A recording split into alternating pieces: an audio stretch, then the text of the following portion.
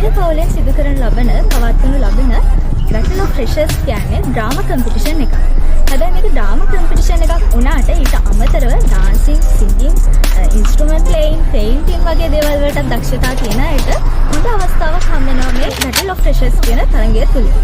ඒ වගේම අපිට වැදගත්ම දේ තමයි අපේ පැරලල් බැජස් එක අපිට ෆැකල්ටි අතර සහෝදරත්වය වර්ධනය කරගන්න මේක හොඳ අවස්ථාවක්.